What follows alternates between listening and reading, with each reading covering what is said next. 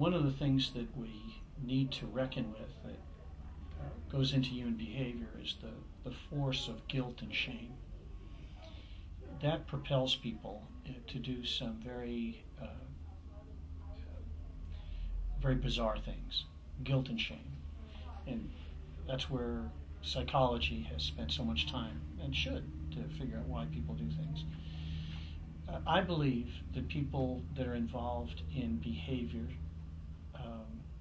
that makes them ashamed and guilty will naturally look for a group of people that will affirm their behavior so that maybe the guilt and shame will abate.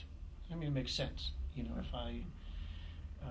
people are always looking for identification in group, and some are motivated for different reasons, but among those that are motivated by guilt and shame, they're going to retreat to a group that says what they say or does what they do. Well, in doing that,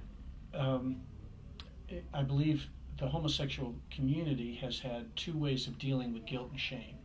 Now, of course, I'm sure there's a lot of homosexuals out there who are practicing that say, well, I don't want to feel guilty. It's society that's making me feel guilty. And if society would change their point of view, I would not feel guilty. But they're mistaken. No matter how many people go along with any kind of behavior that the person feels guilty about, guilt is a spiritual condition. Society on the outside has almost nothing to do with it. So if society said,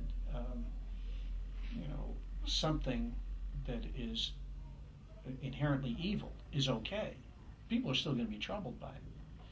And they're still going to want a justification before their creator. It has really nothing to do with how many people affirm them. So what's happened in the homosexual community in the Bible was that they went through several stages, which I think are parallel to the stages that any society goes through. First is the person involved in some type of behavior. We're talking about homosexuality, but we could be talking about bestiality, or we could be talking about wife abuse, or we could be talking about theft, or we could talk about a lot of things. But once they do it as secretly as they can. And it's what our society about the homosexual calls closet homosexual.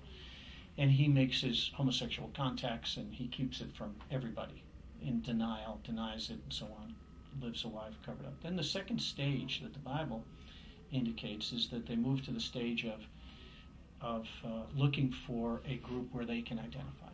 And they just say, I'm tired of living a secret, and I just want to be around a group of people that can accept me for who I am.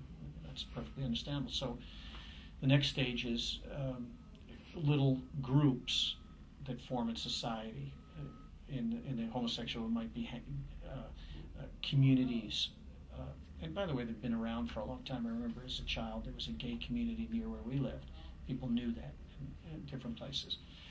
But that's not sufficient.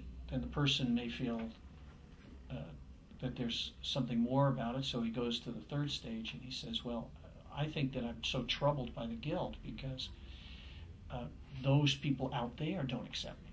So let's come out and let's declare that we're involved in this lifestyle. And then once those people say, well, it's okay, there's nothing wrong with that lifestyle, then I'll feel better about myself. Well, that's the coming out, and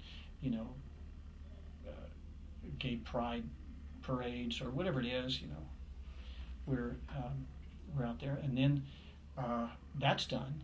And of course, the guilt and the shame is a spiritual condition. It's not met by that. Then the next stage comes, where there's demand that society say it's okay in laws. That there will be no sexual orientation discrimination and so on.